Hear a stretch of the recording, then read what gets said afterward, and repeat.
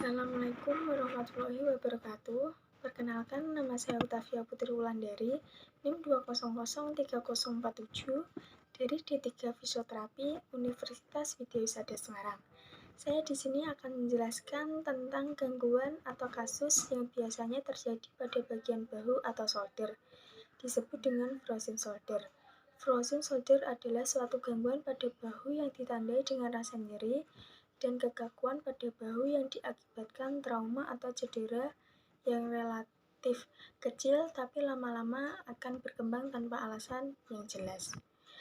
Di sini mengakibatkan mobilitas pada bahu, maka gerakan bahu terbatas. Contohnya, ketika menggerakkan tangan ke atas, tetapi kita ada gangguan frozen shoulder di bahu, mengakibatkan gerakan kita terbatas. Frozen shoulder ini biasanya terjadi pada wanita yang rentan umur sekitar 40-60 tahun. Jadi apa penyebab terjadi frozen shoulder ini? Penyebab adanya trauma, kemudian ada gangguan kesehatan atau pasca cedera. Itu akan mengaruhi terhadap pergerakan di shoulder. Selanjutnya adalah etiologi. Pada frozen shoulder itu biasanya ditandai dengan kapsul sendi glomerular yang menebal dan juga rapat. Kemudian ada kapsul fibrotik yang melekat pada cincin sendi dan juga leher anatomi humerus, dan juga volume yang berkurang. Selanjutnya ada tahapan di mana terjadinya peradangan kapsul sendi sampai terjadinya fibrosis. Tahapan yang pertama terjadi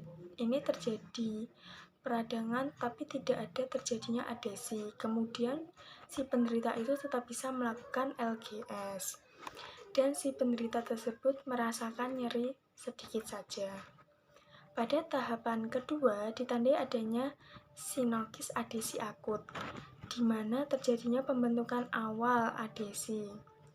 Dan tahapan ketiga terjadinya pergerakan yang mengakibatkan sedikitnya sinokis dan lebih banyak melibatkan fibrosis, ditandai dengan hilangnya lapisan ketiak atau lipatan ketiak dan terbatas gerakan. Lalu yang keempat yaitu tahapan kronis, di mana adesi menjadi matang sebelumnya dan gerakan itu menjadi sangat terbatas.